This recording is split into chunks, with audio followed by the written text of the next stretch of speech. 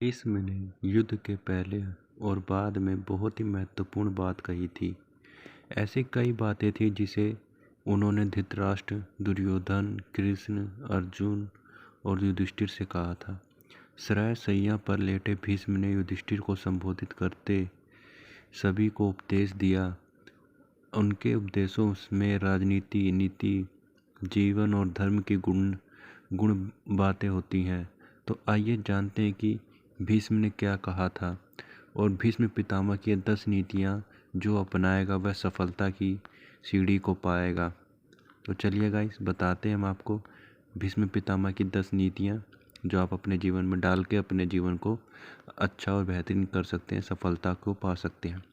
तो पहली है भाई, ऐसे वचन बोलो जो दूसरे को प्यारे लगे। दूसरों को बुरा भला कहना, दूसरों की निंदा करना, बुरे वचन बोलना, यह सब त्यागने के योग्य हैं।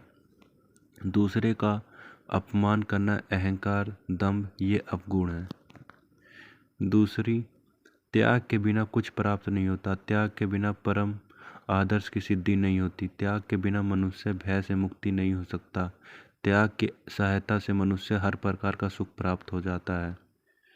तीसरा, सुख 2 प्रकार के मनुष्य को मिलता है।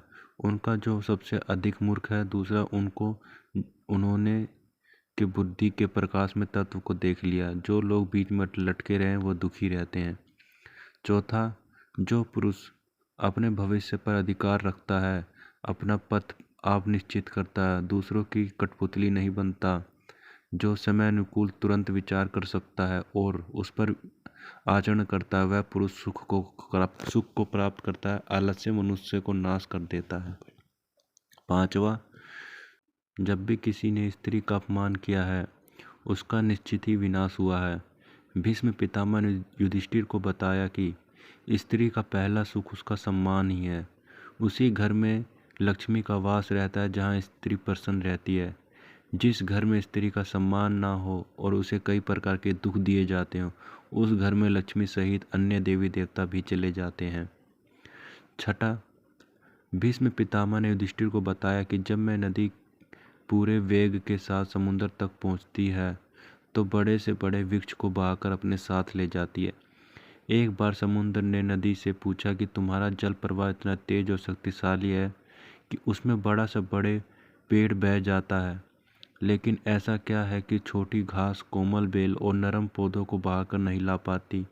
नदी ने कहा कि जब मेरे जल का बहाव आता है तो बेलें अपने आप झुक जाती हैं, किंतु पेड़ अपनी कठोरता के कारण ये नहीं कर पाते, इसलिए मेरा प्रवाह उन्हें उखाड़कर बहा ले जाता है। सातवां, महाभारत के युद्ध के पहले जब श्री कृष्ण संधि के लिए हस्तिनापुर आए थे, तब भीष्म ने दुर्बुद्धु दुर्योधन को यह कहकर समझाया था कि जहाँ श्री कृष्ण है, जहाँ धर्म है, उसी पक्ष की जीत होनी निश्चित है।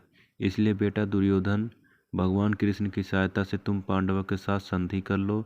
यह संधि के लिए बड़ा ही अच्छा अवसर हाथ आया है।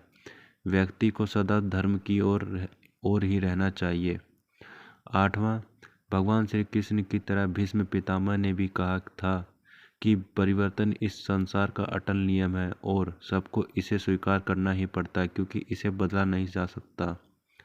नौवां, भीष्म पितामह ने कहा था कि एक शासक को अपने पुत्र और अपनी प्रजा में किसी भी प्रकार का कोई भी भेदभाव नहीं रखना चाहिए।